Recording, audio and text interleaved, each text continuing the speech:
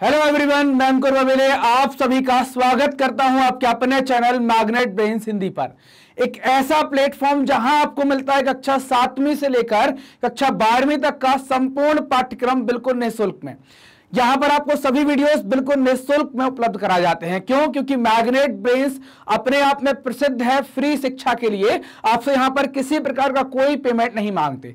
सभी वीडियोस बिल्कुल निःशुल्क मिलते हैं, वो भी क्वालिटी कंटेंट और क्वालिटी टीचर्स के साथ। तो बात करेंगे कि इस वीडियो के अंदर हम क्या पढ़ने वाले हैं। तो हमारा टॉपिक होगा इस वीडियो का समुदाय और संरक्षण। समुदाय मतलब हमारा समुदाय, लोगों का समुदाय, जो लोग समूह में रहते हैं उनका समुदाय। समुदाय के साथ संरक्षण की व्यवस्था की हम बात करें, क्या समुदायों का योगदान भी संरक्षण में होता है, इस पर हम इस वीडियो के अंतर्गत बात करने वाले। ये टॉपिक है कक्षा 10वीं के भूगोल के चैप्टर नंबर 2 का।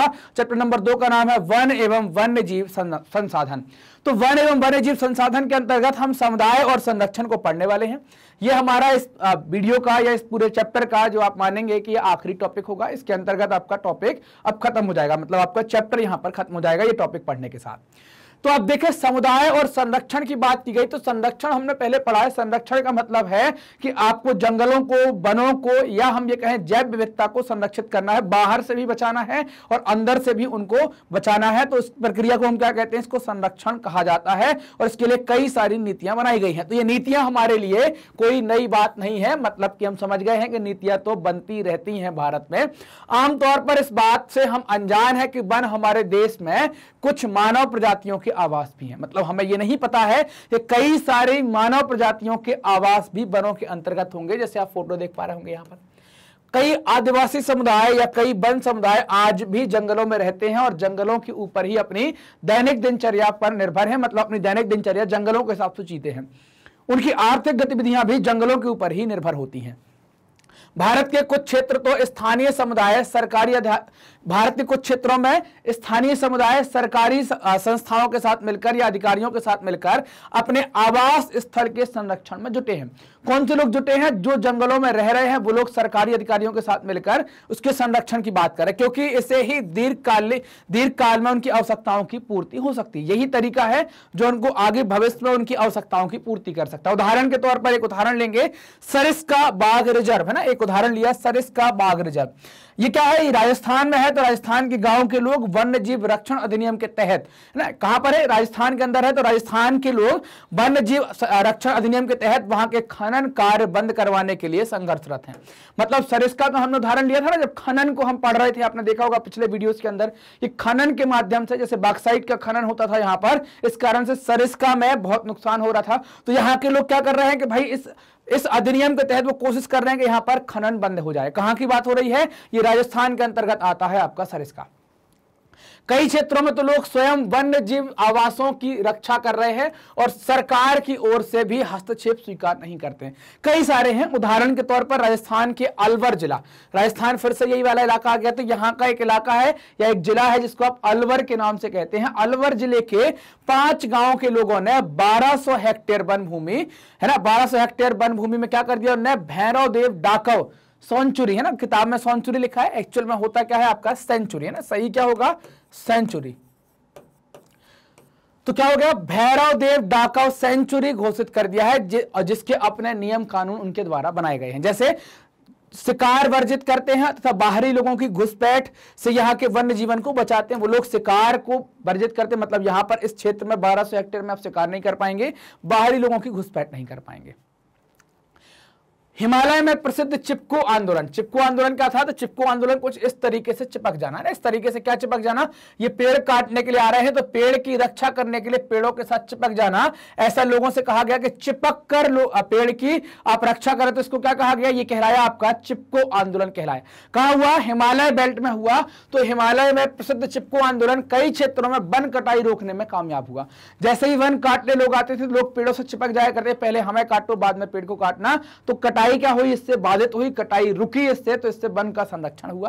तो कटाई रोकने में कामयाब, कई क्षेत्रों में वन कटाई रोकने में कामयाब नहीं रहा, लेकिन यह भी दिखाया कि स्थानीय पौधों की जातियों को प्रयोग करके सामुदायिक वनीकरण अभियान को सफल बनाएंगे। मतलब कई सारे इलाकों में तो नहीं रहा सफल, लेकिन कुछ पर्टिकुलर इलाके में सफल रहा। इससे संरक्षण भी हुआ और यह भी बताया कि अगर स्थानीय लोग इसमें भागीदारी करेंगे तो इनका संरक्षण ज्यादा होगा, इनको ज्यादा तरीके से बचाया जा सकता है।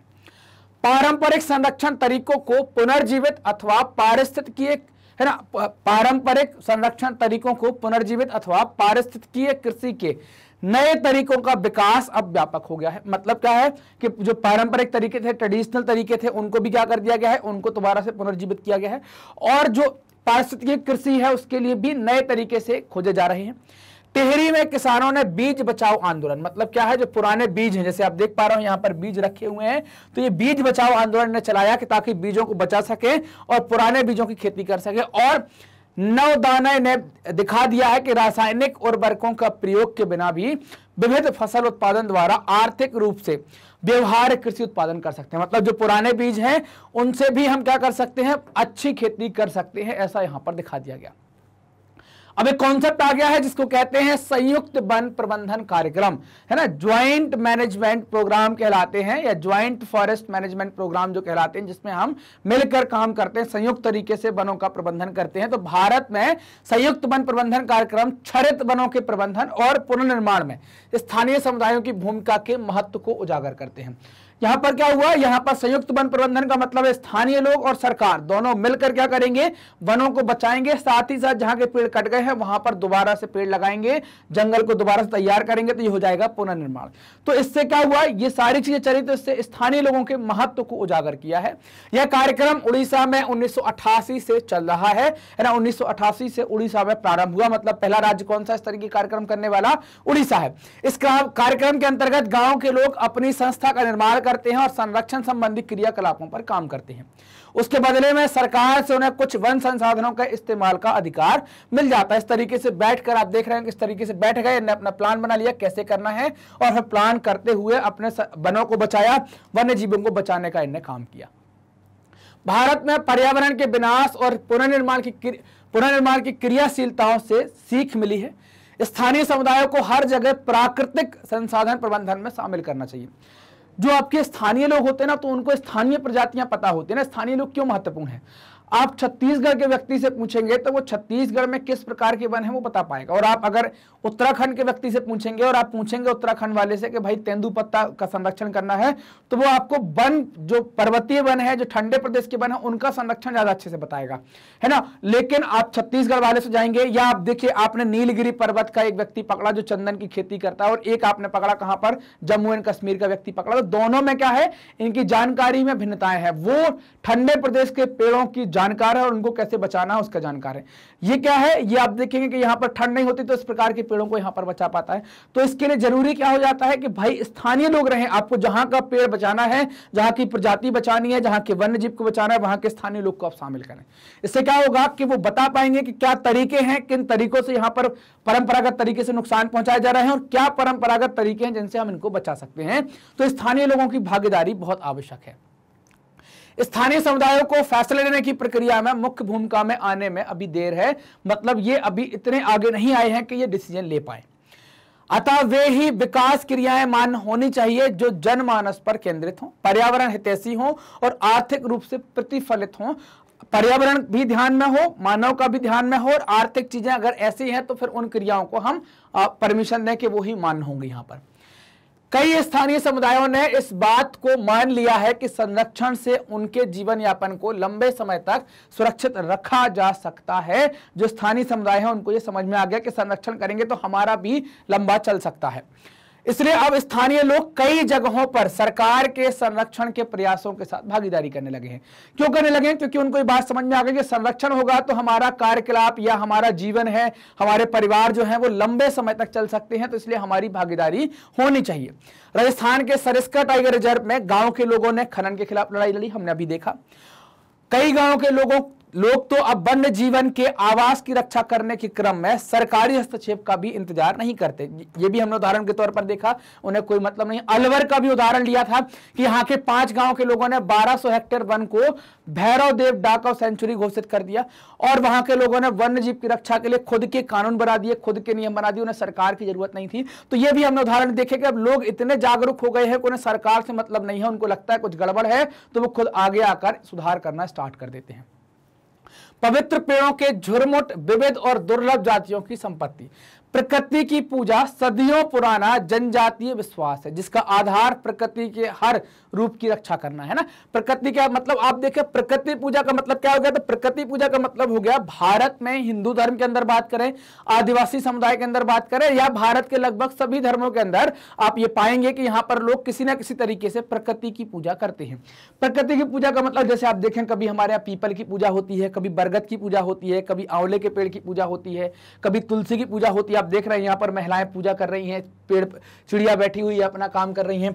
तो ये क्या प्रकृति पूजा से प्रकृति इससे क्या होता है कि जब हम किसी पेड़ को धार्मिक बना देते हैं, किसी जीव को धार्मिक बना देते हैं, तो उसका फिर नुकसान नहीं होता, उसका संरक्षण किया जाता है, उसकी कटाई या उसको नुकसान नहीं पहुंचाता। जैसे आप देखो, हम सूर्य पूजा करते हैं, ये छठ पूजा का एक चित्र लिया गया है।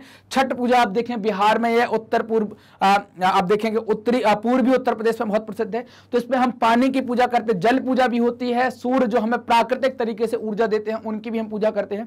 गोवर्धन पूजा आपने देखी होगी, हमारे यहाँ पर हम पर्वत की पूजा तो करते ही करते हैं, साथ में गोधन जो होता है पर्वत के रूप में, दिवाली के टाइम पर हम सभी लोग पर्वत बनाते हैं और ये गोवर्धन पूजा करते हैं। ये भगवान श्री कृष्ण के जमाने का चित्र है, मतलब उनके जमाने का नहीं है, उनका जो ऐसा किया था, उन्होंने छिंगल पे अपना क्या कर लिया था, एक पर्वत उठा लिया था, वो है। उस जमाने में कैमरा नहीं चलता था कि फोटो ले आए सर, है ना। तो ये वो है। तो हम पर्वतों की भी पूजा करते हैं, जैसे आप देखें कामदगिरी पर्वत है ना, हम जैसे वृंदावन के अंदर जाते तो परिक्रमा लगाते, तो हम प्रकृति पूजा हो गई। यहां पर भूमि का पूजन हो रहा है, यहां पर जल का पूजन होता है, ये गंगा जी की आरती की तैयारी चल रही है, स्थानीय जगह पर लोग करते रहते हैं। तो क्या होता है, प्रकृति पूजा करते हैं। तो इससे भी प्रकृति पूजा और जो हमारी परंपराएं चली आ रही हैं, इन सब से भी प्रकृति का या जो हमारे जैव संसाधन है उनका संरक्षण होता है। प्रकृति पूजा सदियों पुराना जनजातीय विश्वास है जिसका आधार प्रकृति के हर रूप की पूजा करना है। ये आप देखेंगे जनजातियों के अंदर भी है और हिंदुओं के अंदर भी आपको देखने को मिलेगा कि प्रकृति के हर रूप की पूजा करते हैं। हम वायुदेव को प्रणाम करते हैं, पानी नहीं बरसता तो हम इंद्रदेव की पूजा करते हैं, हवा है तो हम हवा मतलब वायुदेव हो गया, धरती हो गई, जल देवता हो गए, हम हर एक चीज की पूजा करते हैं। हम पेड़ की पूजा करते हैं, हम जानवर की पूजा करते हैं। तो हमारे यहाँ पर प्रकृति पूजा का चलन पहले से है। इन्हीं विश्वासों ने विभिन्न वनों को मूल एवं कौमार्य रूप से बचाकर रखा है, मतलब ये बेसिक रूप से या मूल रूप से बचे हुए हैं।